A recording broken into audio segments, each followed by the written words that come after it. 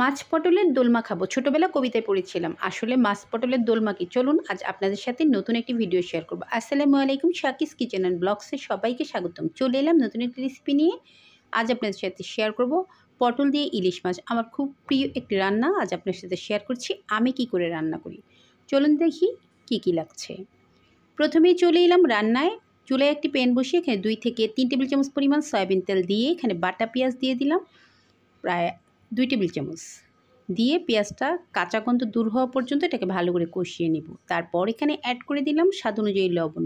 অবশ্যই লবণটা আপনি বুঝে অ্যাড করবেন। দিয়ে দিলাম 1 চা চামচ পরিমাণ হলুদের গুঁড়া, 1 চা চামচ পরিমাণ লাল মরিচের গুঁড়া, সাথে অ্যাড করে দিব একটা টমেটো। একটা টমেটো 4 টুকরা করে এখানে অ্যাড করে দিলাম। টমেটোটা অবশ্যই অপশনাল, আপনি চাইলে অ্যাড করতে পারেন, না চাইলে না দিলেও চলবে।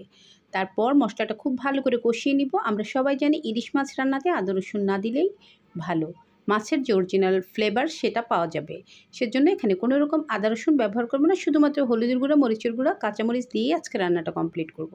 তারপর একটা ইলিশ মাছ আমি খুব ভালো করে আগে থেকে কেটে ধুয়ে পানি ঝরিয়ে রেখেছিলাম।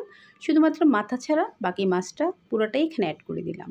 দিয়ে খুব ভালো করে মশলার সাথে কষিয়ে নিব। আর ইলিশ মাছ এভাবে রান্না করলে অথেন্টিক যে ফ্লেভার সেটা কিন্তু পাওয়া যায়। আপনি চাইলে ভেজেও রান্না করতে পারেন, কিন্তু আমি পটল দিয়ে রান্না করলে এইভাবে রান্না করি, আমার খুবই ভালো লাগে। মাছটাকে উল্টে পাল্টে দিয়ে একটু ঢেকে দিব 3 থেকে 4 মিনিটের জন্য। এর মধ্যে মাছটা খুব ভালো করে কষে যাবে। তারপর মাছটাকে উঠিয়ে আমি এখানে পটল অ্যাড করব। দেখুন মাছটা খুব ভালো করে কষানো হয়ে গিয়েছে। এখন ইলিশ মাছগুলো উঠিয়ে নেব। অবশ্যই মাছে একটু নেড়েচেড়ে দিয়ে খেয়াল রাখতে হবে যাতে নিচ থেকে পুড়ে না যায়। চুলার আঁচটা মিডিয়াম ছিল। এখন মাছগুলো উঠিয়ে নেব। আর এভাবে একবার রান্না করে দেখতে পারেন, আপনারা ইলিশ মাছের যে আসল টেস্ট বা ফ্লেভার সেটা কিন্তু পাবেন। সবগুলো মাছ আমি একে একে উঠিয়ে নিলাম। আর মাছগুলো ভেঙে যাওয়ার কোনো সম্ভাবনাই নেই। তারপর এখানে অ্যাড করে দিব আগে থেকেই হাফ কেজির মতো পটল। আমি ভালো করে পটলের উপরের খোসাটা ফেলে ধুয়ে পানি ঝরিয়ে রেখেছিলাম। পটলটা দিয়ে খুব ভালো করে মশলার সাথে কষিয়ে নিতে হবে। আর এ পর্যায়ে চুলার আঁচটা মিডিয়ামে থাকবে। আমি সম্পূর্ণ রান্নাটাই মিডিয়াম আঁচে করব। দেখুন পটলগুলো এখন ঢেকে দিব, আস্তে আস্তে সফট হয়ে যাবে আর অনেকটাই মিলিয়ে যাবে। ঢেকে দিব 4 থেকে 5 মিনিটের জন্য। এর মধ্যে পটল থেকে যথেষ্ট পরিমাণ পানিও উঠেছে আর পটলটাও অনেকটা সফট হয়ে মিলিয়ে যাচ্ছে। এভাবে ইলিশ মাছ আর পটল দিয়ে রান্না করলে কিন্তু দুর্দান্ত স্বাদের হয়, যদি ধোয়া ওঠা গরম ভাতের সাথে খেতে পারেন। আমি ঢেকে ঢেকে এটাকে ভালো করে কষিয়ে নেব। আর এই রান্নাটা হতে কিন্তু খুব বেশি সময়ও লাগে না। সবচেয়ে কম সময়ে রান্না করতে চাইলে ইলিশ মাছ আর চিংড়ি মাছ রান্না করতে পারেন। এগুলো রান্না করতে খুব বেশি সময় লাগে না বললেই চলে। এখন ফ্লেভারের জন্য কয়েকটা কাঁচামরিচ এখানে অ্যাড করে দিলাম। সাথে আরও অ্যাড করে দিব 1 কাপ পরিমাণ পানি। এখানে রান্নাটা কমপ্লিট হতে কিন্তু খুব বেশি সময় আর লাগবে না। পানিটা দিয়ে আমি মাছগুলো দিয়ে দিব। চেষ্টা করবেন গরম পানি অ্যাড করতে, এতে করে রান্নার টেস্ট ভালো থাকবে এবং রান্নাটা পানসে লাগবে না। যখন ঝোলের পানিটা দেয়া হয়ে যাবে ঠিক তখন ফুটে উঠলে আমি অ্যাড করে দিব আগে থেকে কষিয়ে রাখা মাছগুলো। আর যদি মাছটা ভেজে রান্না করতেন সেক্ষেত্রেও এখনই আপনি মাছটা কিন্তু অ্যাড করতেন।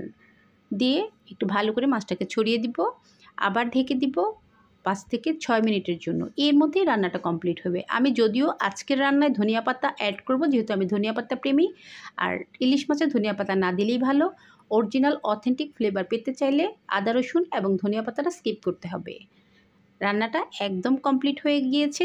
মাশাআল্লাহ, দেখতে যতটা সুন্দর খেতেও কিন্তু ততটাই মজার ছিল।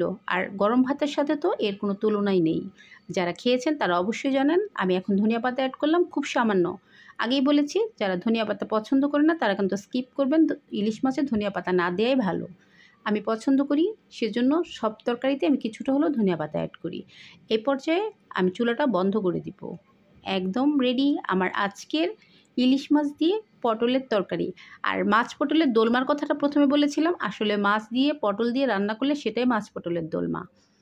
দেখতে যতটা সুন্দর খেতে তার চেয়েও বেশি মজার। আর এতটাই মজা যে আমার সবচেয়ে প্রিয় একটি রান্না আজ আপনার সাথে শেয়ার করলাম আমি কি করে রান্না করি। তবে আমার মা কখনোই পটল কষিয়ে রান্না করে না। আমার মা পটলটা সবসময় খুব ভালো করে মাছের মতো ভেজে তারপর রান্না করে। আমার মায়ের রান্নাটাও অসম্ভব টেস্টি। পৃথিবীর কোনো খাবারে মায়ের হাতের রান্নার মতো টেস্ট আসলে খুঁজে পাই না। দেখতে কতটা লোভনীয় সেটা আপনারা বুঝতে পারছেন। এইরকম দেশীয় অনেক রান্না আমার চ্যানেলে আছে, আপনারা চাইলে দেখে নিতে পারেন। আমি অবশ্যই ডেসক্রিপশন বক্সে কিছু লিঙ্ক অ্যাড করে দিব। আর আমের আচার কিন্তু অনেক আছে আমার চ্যানেলে, সেটাও আপনারা দেখে নিতে পারেন। আমি অবশ্যই ডেসক্রিপশন বক্সে কিছুটা লিঙ্ক অ্যাড করে দিব। দেখুন মাশাআল্লাহ কালারটা কতটা সুন্দর হয়েছে, কতটা লোভনীয় হয়েছে। মশলা ছাড়াও যে তরকারি এত মজা হয় সেটা কিন্তু আসলে ইলিশ মাছ না খেলে পৃথিবীতে কোনো দিনই বোঝা যাবে না। যদি আমার আজকের রান্নাটি আপনাদের কাছে একটুও ভালো লেগে থাকে please like, comments and share করে দিবেন, সাবস্ক্রাইব করে দিবেন এবং পাশে থাকা বেল আইকনটি ক্লিক করে দিবেন। সবাই ভালো থাকবেন।